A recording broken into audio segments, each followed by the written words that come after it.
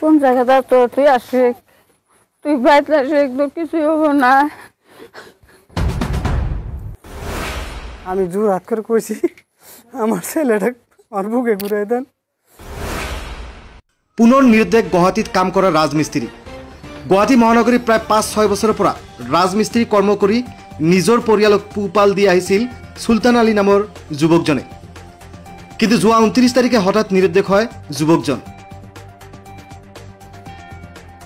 গোৱালপাৰা জিলাৰ লক্ষীপুৰ থানাৰ অন্তৰ্গত পশ্চিম শ্যামলবাৰীৰ গাঁৱৰ মইনাল হকৰ পুত্ৰ চুলতান আলীয়ে যোৱা ২৯ তাৰিখ মঙলবাৰে ঘৰত মা দেউতাকক ফোনযোগে জনায় যে তেওঁ ঘৰলৈ অহাৰ বাবে গাড়ীত উঠিছে।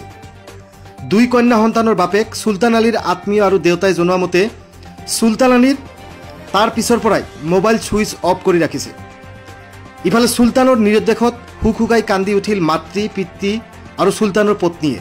দেউতাই কোৱা মতে যদি কোনো দুৰ্বৃত্তই ল'ৰাটোক ধৰি ৰাখিছে তেনেহ'লে মোৰ ল'ৰাটোক মোক ঘূৰাই দিয়ক। আমি অতি দুখীয়া কৃষক তথা দিন হাজিৰা কৰি পৰিয়ালটো চলাওঁ। য'তে আছে শীঘ্ৰেই নিজ গৃহলৈ আহিবলৈ কাতৰ আহ্বান পৰিয়ালৰ। ইতিমধ্যে ঘটনা সন্দৰ্ভত লক্ষীপুৰ থানাত এজাহাৰ দাখিল কৰিছে পৰিয়ালৰ লোকে। আৰক্ষীৰ ফালৰ পৰা তদন্ত চলাই আছে যদিও আজিলৈকে কোনো সুসূত্ৰ ওলোৱা নাই চুলতান আলীৰ। যদি কোনো সদাশয় ব্যক্তি ফটোখনত দেখা যুৱকজনৰ সন্ধান পায় অনুগ্ৰহ কৰি স্ক্ৰীণত দিয়া ফোন নম্বৰত যোগাযোগ কৰিবলৈ অনুৰোধ জনালোঁ। আৰু নিউজটো পাৰিলে সকলোৱে শ্বেয়াৰ কৰি দিব, কাৰণ আপোনাৰ এটা শ্বেয়াৰে হয়তো চুলতানৰ পৰিয়ালত ঘূৰি আহিব পাৰে আনন্দৰ খবৰ। ফোন মারছিল বলে মা আমি আগিয়ে পেলাম পড়াই এই পর্যন্তই মোবাইল সুইচ অফ করছে আর মোবাইল পাইনি আজ 6 দিন না 5 দিন না মঙ্গলবারের দিন। তুই কোন জায়গাটা তো তুই আসে তুই বাইরে আসে একদম কিছুই হবো না।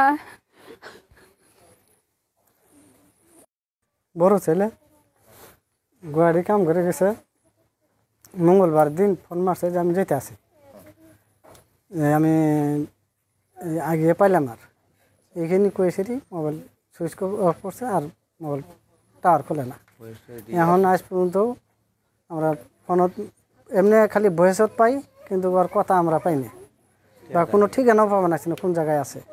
হ্যাঁ থানায় জানাইছি, এখন থানাতে এখন তদন্ত করে দেখবো না দেখ কী করবো, এখনও কী করবো ওরা করবো তদন্ত করে আছে আর কি। আমরা কিছু দিশে পাবো না জিনিসটা।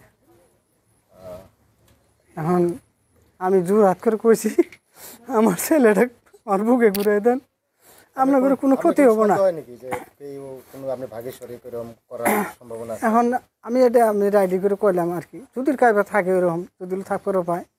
আমি জোর হাত করে কইছি আমার ছেলেটা আপনারা ঘুরাই দেন, আমার কোনো আশপাশ থাকবো না, আমার বুকের ছেলেটা আমার বুকে ঘুরে দেন।